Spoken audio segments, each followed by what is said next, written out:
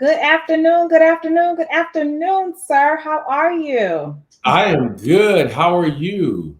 I am wonderful, fabulous, grateful, an amazing day. It is. It's good to be able to enjoy an amazing day, Yes. and to be able to be. There's a saying in the church. It's good to be seen and not viewed. Amen. Yeah, I You mean, want to you want to break it down for the people? It's good to be seen but not viewed. so you know, at a funeral they're viewing you, Okay. but yeah, remember they're viewing you in the casket. So it's good to be seen and not viewed. And Wow. so, yeah, that's it. But I mean, we were jumping into it. So you were telling me, is cheating forgivable? Oh Lord, there you go. You jumped way back to like five episodes ago, maybe more than five. But you gave us the philosophical point of view. But if someone ever cheated on you, is it forgivable? I have forgiven before. I think I've in to a certain level. Okay. See, I forgave, but I didn't forget. Hmm. So some of the behavior still reminded me of the things that they did. So then it kind of still was detrimental to the relationship. Because remember, you have to have changed behavior along with someone forgiving you. So okay, so it's forgivable, but is it redoable? Is the relationship redoable? Some people come through, those kind of things, but for my mental mindset, it does a lot to my mind. Like, and it takes me, because sometimes it's not even personal. Sometimes some people cheat, they do it, it has nothing to do with you, but a lot of women, we take it on personally. We think it's us, so it just weighs heavy. So with that being said, can cheating be the fault of the person who did not cheat? Break that. Can that really can that really be? You the shows that say I wouldn't have did it if you would have did this. So can cheat? Is there outside of that person not cheating on that person? So the person that was faithful, outside of them not cheating, can the person who cheated, can they really validate by saying it's your fault that I cheated? Is that a legitimate argument? No, it's not a legitimate argument, because you still have to have self-discipline. But you let's talk about it. you you cannot. But what if that person wasn't paying attention to the person, or what if they were mean, or they were degrading in some respect? Should they have loved that person enough to just have left them? Yeah, you need to make a It's conscious easier said than done. right, but you need to make a conscious decision. So because then you're changing your character because of someone else. Can't nobody make you do anything. Oh, So this is good. now This you is become a good. cheater. Now you become a cheater because this person made you become a cheater. Oh, No, this is cheater good. is a cheater. Cheating, I cheated. That's one time in the past, but a cheater is something that happens continuously. I'm very big on change behavior. But some of the sisters that's watching us right now, they have no differentiation between cheater and cheating. They may just say one time is good enough. So let's just deal with the one time situation. So can the person who cheats one time to say, "It's your fault I did this"?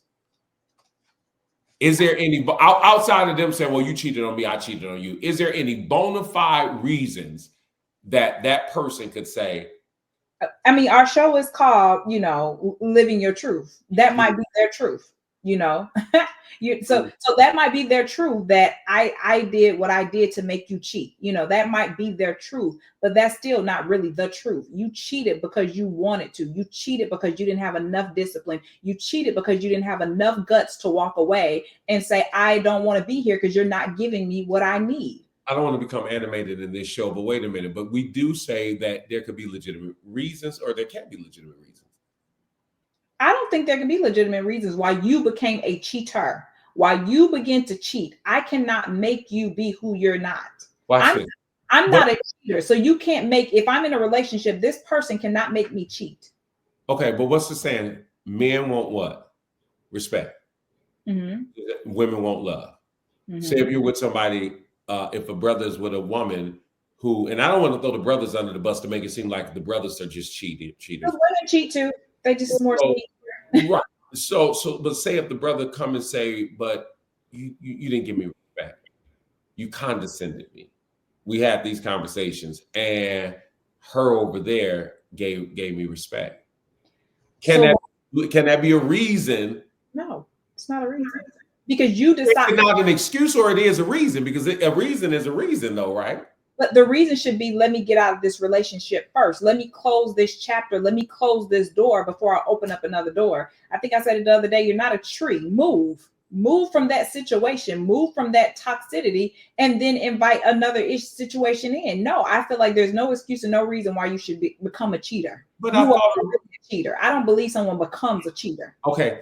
I'm only here to try to convince you. Is it? I thought a reason and an excuse are two different things. A person can say, "Well, this is the reason that I did this. This is the reason that." Probably not a good analogy, but Will Smith, the reason I slapped Chris Rock, because I felt he was disrespecting my wife, and he still had to deal with the consequences. So, right, but he did have a reason, though. Okay, that's his reason. Yeah, that's what I said. I can't knock your reason, but it still doesn't make it justified in my eyes. It still does not say, "Oh, I'm gonna give you an excuse," or "That was a good reason why you cheated," or "That was a good reason why you risked my life." So reasons are not justifiable. No, they're not. So reasons are not justifiable, but they are reasons. They are reasons. They're your reason. They could be anybody's reason. It doesn't mean it's right. That's just like an opinion. I can have an opinion, a strong opinion of why I feel something. It doesn't mean it's facts. You can have a reason, but that's not a fact and why you should cheat on me. But at what point, as we help, and as we have helped, and as we are helping people through the Living the Truth podcast, but at what point do the other person? So you're saying the other person has no. So I'm different. Let me, from a brother, I'm different. If a dude was beating on a girl and treating her wrong and abusing her, physical abuse, mental abuse, and I'm saying dude to keep it 100, dude at work start treating her like a queen. I get you're saying she needs to leave that guy, right? But have you ever seen those Facebook posts that says it's complicated? So maybe yes, she should leave, but I'm almost with her. I'm like, but I can see her reason.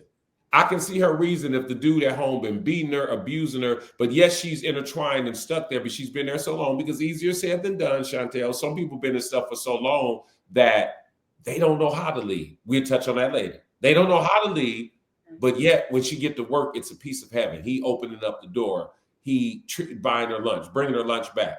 And maybe it becomes an emotional attachment. I can see her reason. And you can't honestly see her reason? No, it's a selfish reason it's a selfish reason because she's not strong enough to leave. Because the easy thing is to stay when you're in a bad situation. I'm going to be honest. The easy thing to do is stay when you're in a bad situation. It's easier to stay than it is to leave. It takes a lot of mental capacity to be able to walk away from something, like you said, that you've been used to doing. You've been used to a certain way of life. But I feel like it's selfish because now you're risking someone else's life. Because if your crazy husband or boyfriend beating you, he is capable of beating and hurting this other man. So now you brought somebody else into this equation to deal with your mess I'm just keeping it real, that you wasn't strong enough to get out of. That is absolute truth. I agree, because I see I see shows like that. I'd be like, man, why he didn't just leave? Why she didn't just leave? Why am I watching this heinous act that happened? But again, it's easier said than done, because it's almost like a mind reset. You have to reset your mind to be able to leave something that you've been in. And then if you got baby daddy, you got property, you got family, everybody's looking and saying, and you become conflicted within your mind. Reset is so key to what you said. I mean, that's so powerful, because I want to hit it in two ways. For one, do you know that there's I think, and I don't want to quote it for sure all the way, but there's a law that someone can pass for insanity when it's your mate that has cheated. Like, as long as it's not premeditated and all that. Like, you especially when it's about relationship, love and relationship, where that person blacks out because you didn't try them. Like, no, that's literally insanity. I always told my son, don't mess with these little girls' emotions. Don't mess with a woman's feelings. Like you teeter-totting real close, and he doesn't. But I'm just saying, I was always telling him, don't do that, because this is what you're gonna get. Like, don't play with somebody, that them love. What's that movie back in the day with Martin? There's a thin line between love and hate. And then going back to what I was saying is, you have to reset your mind. I remember a young lady, she was going through kind of a situation like that. The man was, abusing her, cheating, but they were married. They had been like high school sweethearts or whatever. And I remember going through my separation and my divorce. And I felt like, and I'm just being transparent, we just live in our truth. I felt like he had a justifiable reason, somewhat, not really, but a reason, because I was so consumed. I was young and I was so consumed with work that he did exactly what you said. He found something else. But I personally couldn't get through it. Like, he wanted to work it out. He wanted to continue on. And I personally, like, I took it on as myself. But what I'm saying is, I reset my mind to say, I'm not going to seek vengeance. I'm not going to do what he did because he did it. Because I could have created a reason. Now we got all these other entities in it. I could have created a reason, say, oh, well, I'm a cheat because you cheated. And then we continue an unhealthy cycle. So I had to reset my mind. And that's kind of what we're talking about today. I had to reset my mind to say, I'm going to get out of this before it gets any worse. And so it does take a reset. It takes a way to say, okay, I have to get out of this situation and not involve other people into something that's just not healthy, like, so that's one thing I cannot tolerate, is a cheater or a liar. Those two, I probably can work through anything else, but them two things right there. All right, shoot your shot. All right, y'all listen, y'all hear it. The two things that she cannot tolerate, cheater and liar, right? Two things. Right? So no justifiable reason. Leave. And just you saying leave. So for everybody that's watching this, I'm not saying leave. No, wait a minute, you just said. Listen, no, but some people that's not their pet peeve. So what I'm saying is, either work it out. I'm just saying, don't cheat. I'm not saying it. So let's say the man cheated on, like, I've had friends that they significant other cheated on them. I'm not gonna say just leave, because that's one of them bitter women type situations. I'm not gonna say leave, but I'm gonna say figure out how you guys can work it out if he stops that bad behavior. But I thought figuring out how to work things out sometimes is pinpointing why you did it. Right, but you can't keep on going to do it. And so no, you can't. But so there can be a reason why people do what they do. I'm just trying to really win your agreement over that. There can be a reason why people do what they do. But what I'm saying is, yes, there is a reason why people do what they do, but it does not make it right. So just because my reason seems like, oh, this is why I did it, it still does not make it right. No, absolutely correct. Yeah. I think when we deal with relationships and resetting, and something that we spoke about with Apostle John Wesley Williams on the other day when we were talking about the suitable spouse, the suitable relationship, suitable man, that I didn't get a chance to say is that, and I might have said it before, but to me, love is a decision. Love is never about 100% totally an emotion. There's some emotions that's in it. I tell my wife every morning when she comes on the sweet hour of prayer, hey, baby girl, I love you and I'm in love with you. But even as much as I am in love with her, my love for her is a decision, because people fall in and fall out of love. Now, some people don't believe that, but I do believe that, because it has to be, because when I see people who split up and they'll be like, well, what happened? They'd be like, we just grew apart. As crazy as that used to sound to me, I get it now. And sometimes growing apart means falling out of love.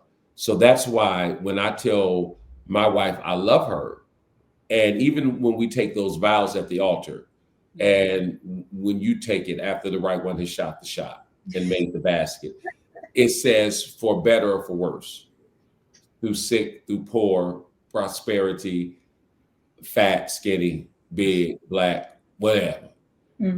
That's a decision. And I think that in this day and time, we need to, our grandparents, and you and I, we talk about our grandparents and our mothers. And so I think that the seriousness of those vows need to spell out to everybody who's on those altars. Decision. Love is a decision, because if I make a decision to tie the knot, to accept these vows, then again, my decision supersedes my emotion. Now that was good. You've been making me feel preachy lately. I hear you. Go ahead. You know, when you get me lost for words, because you know I like to talk. When you get me lost for words, that means you preaching. Yeah. My decision supersedes again the emotion of falling in love. So, and I'm with you. And I have counseled people. Yes, I would not just tell a person just to leave, just to jet out, deuces. And I know sometimes we say that, and that's the the word I'm looking for. I'm lost for it, but that's the thing that society says. Oh, if somebody do this to me, I'm out.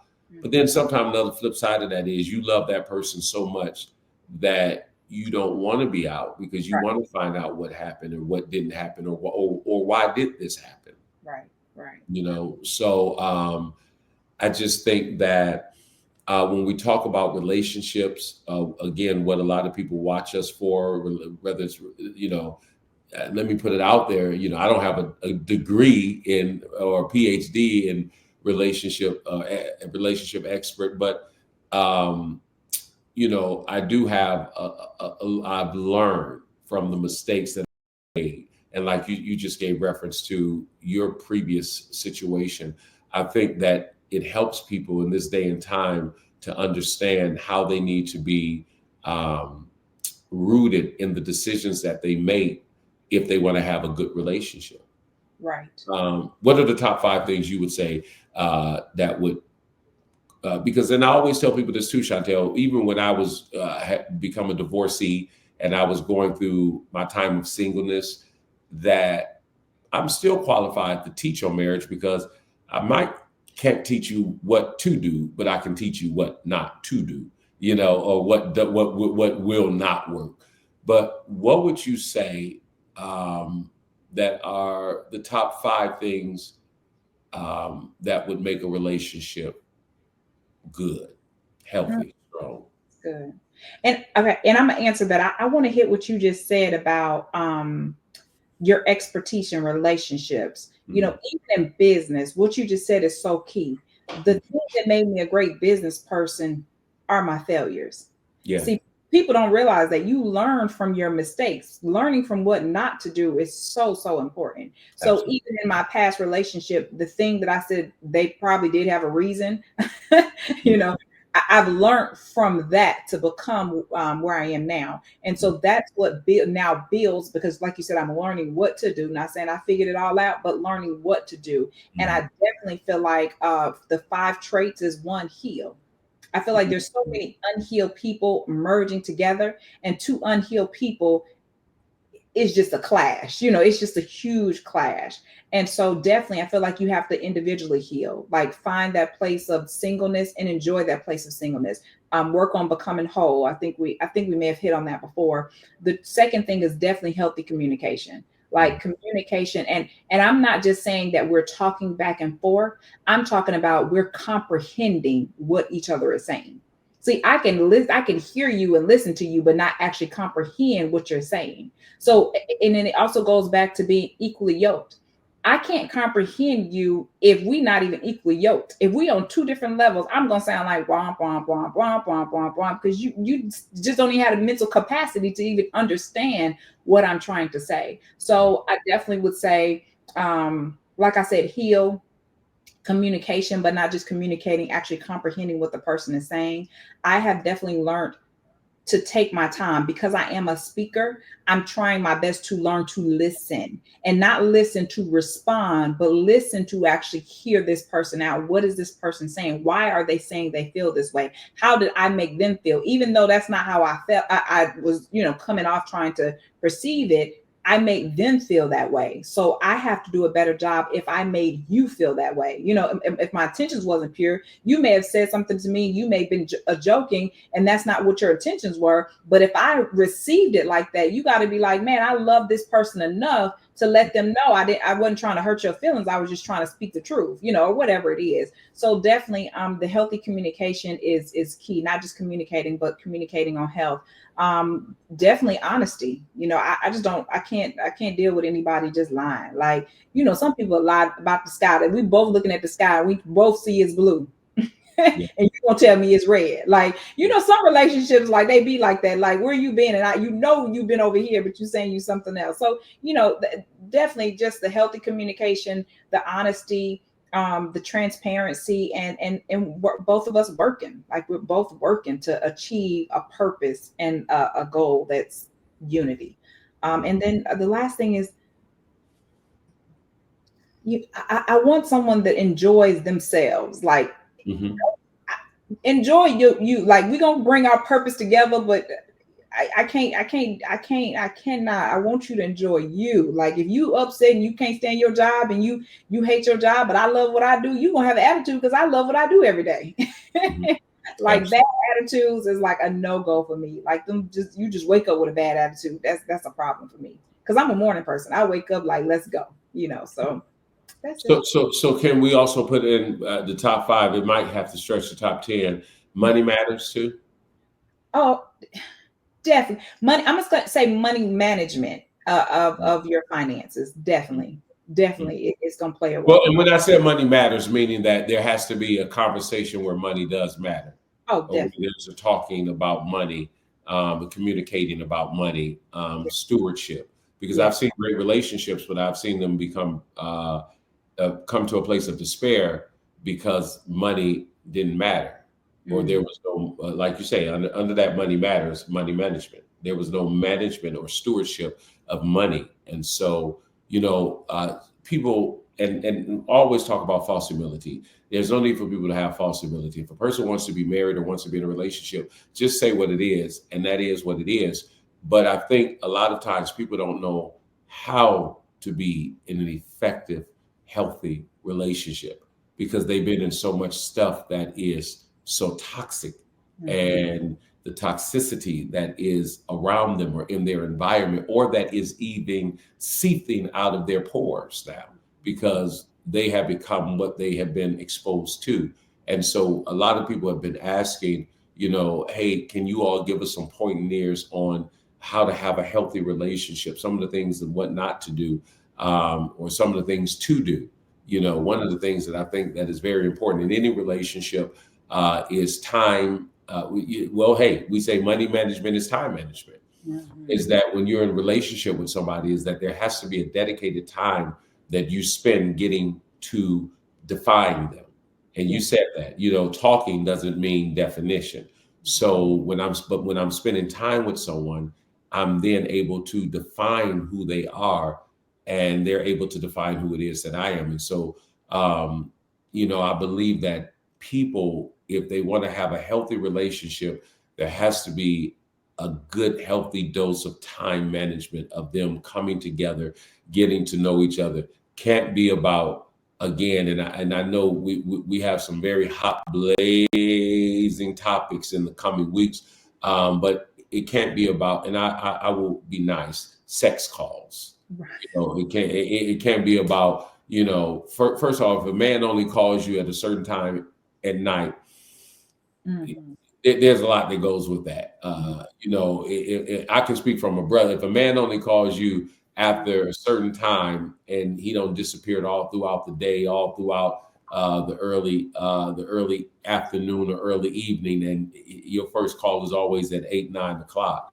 Mhm. uh, that's not a man that you want to be with because Right. he's not making that time. And, Yes. and outside of bedroom talk and bedroom definition, there has to be for anybody that's watching us, anybody that's serious about a relationship that would lead to marriage. Again, there has to be more than just sexual intercourse that's entertained. Yeah, that intimate time, that growing together. I Mm. don't care how long you've been together. If you don't, that's why you said people grow out of love or grow out of the relationship. But it's the truth. You know, Mhm.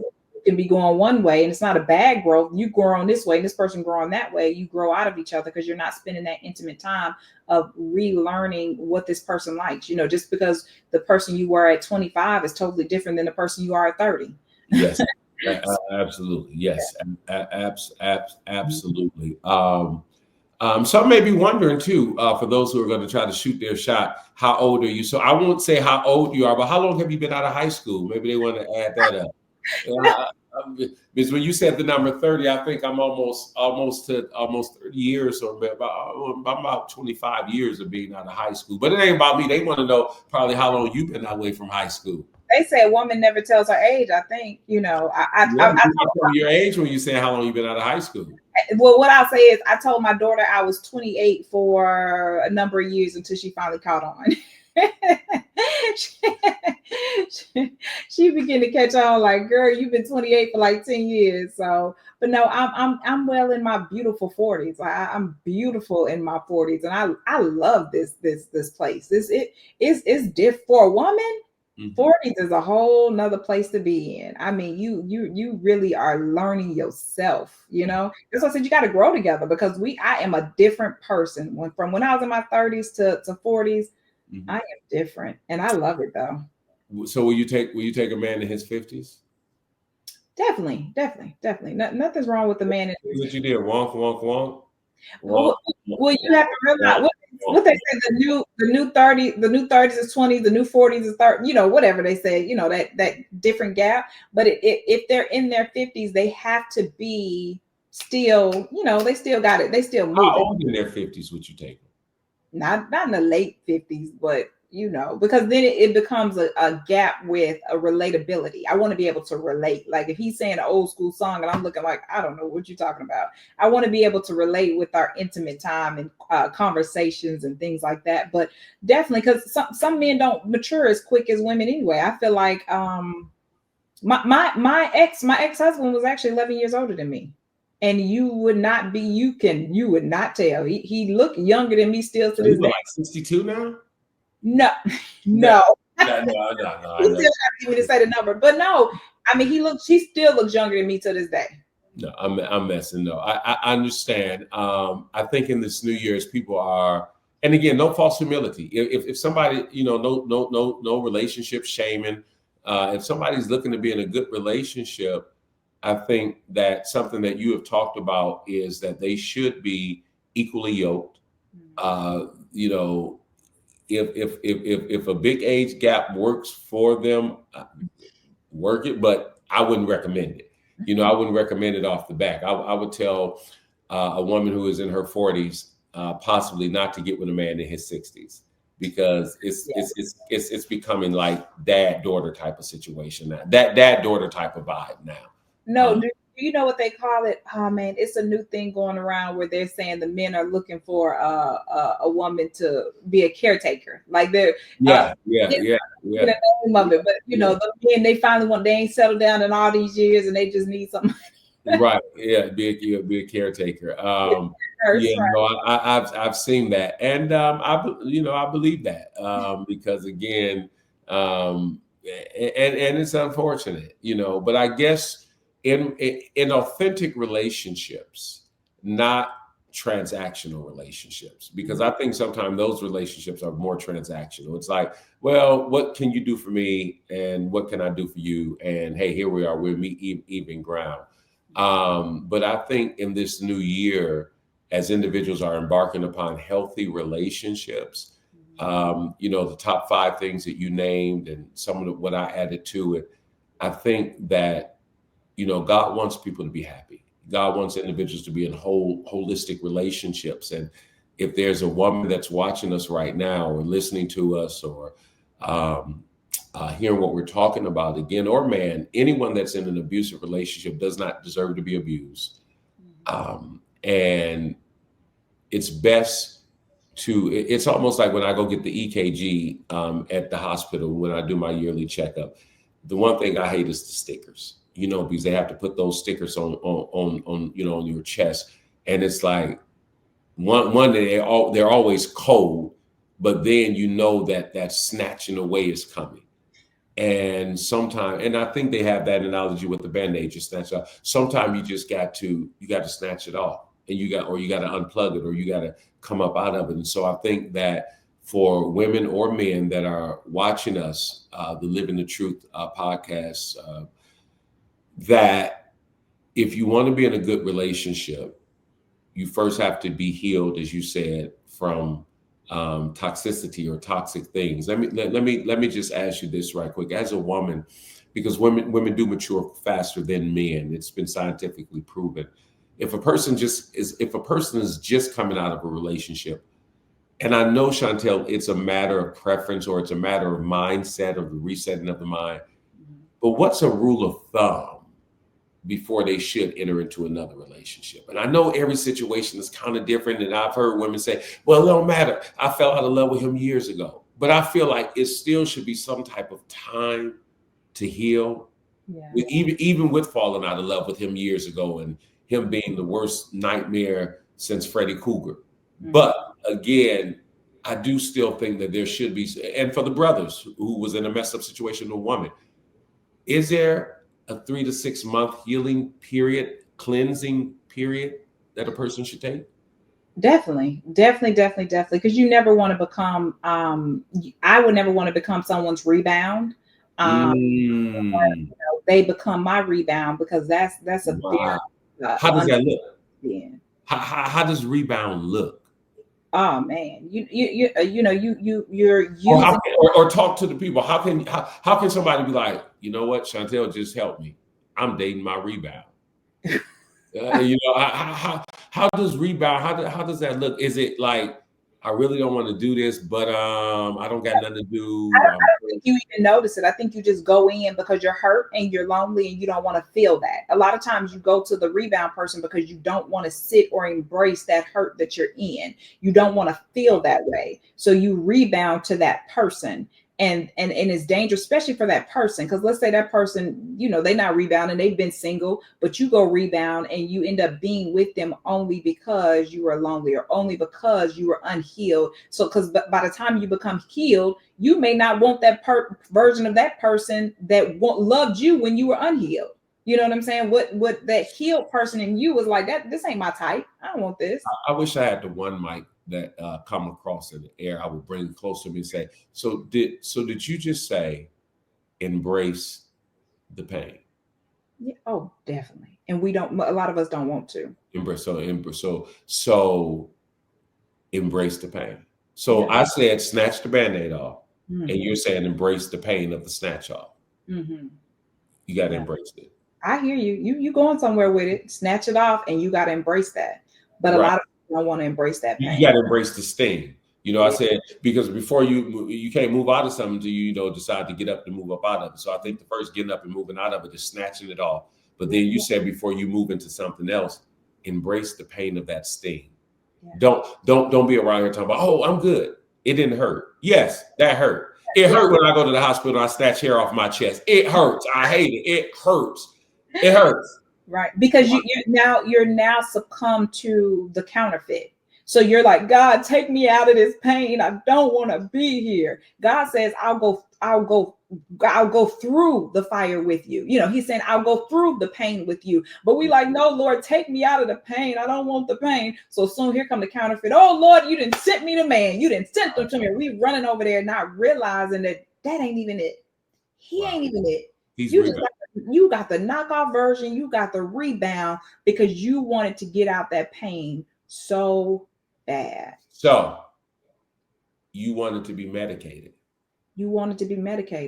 I read a book. I had to learn this, and I had to learn that the higher that I wanted to go up, I had to increase my pain tolerance. Wow. I had to stop getting out of the place of removing the pain, and I had to get into a place saying, okay, Lord, increase my pain tolerance. And again, when I'm talking, I'm talking from a business standpoint, but it's a whole standpoint with our whole entire life. And so I take this and I learn from everything, because in business, every time I wanted to go up, there were different giants that I had to deal with. And I would be so frustrated, like, Lord, and he like, you asking me to take you up, but you don't even want to deal with the pain. And so now I had to learn, God, allow me to embrace what I'm going through as a lesson. Allow me to embrace the pain, to increase my pain tolerance so that now I can understand, I can embrace it. And now I go through it and I come out better and I come out healed. So now I'm not tricked by the counterfeit. I have embraced what I needed to embrace. I've learned what I need to learn. I built my character and came out. Because the thing about me is, after a relationship, baby, I want you to see that I'm healed, redeemed, and you know, and conquered, and I'm not with a counterfeit. Because you like, oh, he finna run, he finna drag her, you know. Wow. The next relationship should be better than any other relationship that I've ever been in. So you said embrace the pain. I said um, they want to be medicated. When I broke my leg several years ago, one of the things that I didn't get hooked on was narcotics. And I never knew narcotics was so like famous, even illegally, like people taking, I forgot what they had given me when I had broke my leg, but I had made up my mind that I don't think it was Percocet. Yeah, Billy Percocet. Yeah, I would not take it because I'd always heard the stories about how people get hooked on that when they break their back, their legs, and you know, because they want to medicate the pain. But absolutely, actually, it's like a short-term fix because the pain is there. So when I went through rehabilitation, they were surprised. They was like, "This don't hurt." No, wow, you know, because for the last 8 weeks, I've been, you know, every time I would almost like just step on it, it hurt. It hurt then, but my recovery would have been longer if I would have got hooked on the Percocets and if I would have got hooked on the pain medicine, and so on and so forth. And so I think you just said something that was embrace the pain. Yeah. Don't try to medicate it with the rebound. And I want to ask you something. So you said the pain was still there. Why was the pain still there? Because you were not healed yet. That was not healed yet. Wow. So you have to allow. You got to be able to temper check. So if you want to temper check something, you're gonna temper check. Is it still painful? Right. If I'm still, that thought of that person is still painful, I don't need to jump in this other relationship because I'm still not. If the pain is there, you ain't healed, right? We just talk about your body. If the pain in your leg is still there, that means that wound is not healed yet.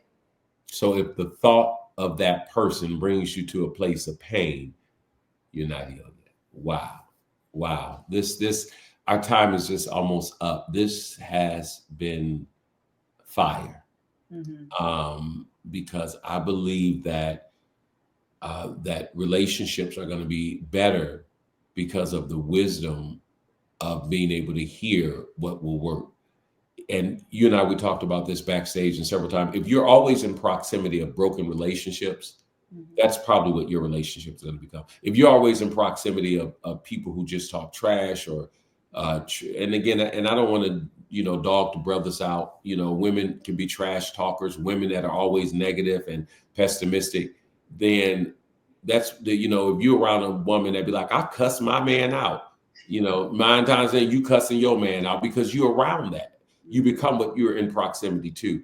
But I believe with people hearing from me and you, or you and me, and you know, me being married to Nadine and you being happily single and a whole woman, and when God blesses you with your whole husband, when he come correct, he got to go through me and Nadine. When he and some others, when he come correct. Prophetess Nadine, you might be a little easier on the Prophetess Nadine. She, you know, she a hard one. She gonna give you an eyeball first. Yeah. Oh yeah, absolutely. I think that it's going to help many to be able to identify that, you know what, I shouldn't go on this date tonight. The pain is still there when I think about him. It's too soon. Or, you know what, I need to leave this situation because this situation is not right. It's not healthy. It's nothing but toxicity.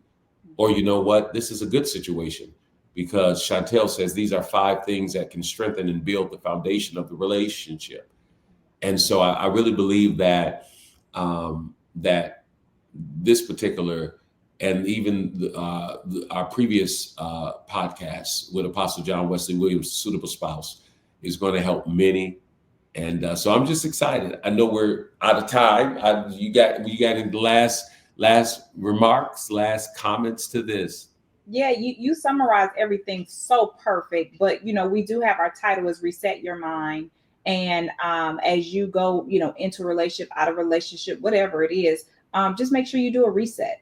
And reset means to go back, go back to a factory default, go back to your healthy thinking before you were traumatized. God says don't harden your heart. So I don't want you to take one relationship on and begin to harden your heart after each failed relationship. So then when you finally get the right thing, you don't even know it's the right thing because you've been so used to being in a bad situation that you can't even receive the right thing right. I always pray, God, give me the eyes to see the right person when they come, because the right person can come. But if I haven't reset my way of thinking, either I won't see them or I won't treat them the way they need to be treated because of my past trauma. So again, reset your mind when it comes to relationships. Reset your mind when it comes to how you treat yourself and how you deal with certain situations.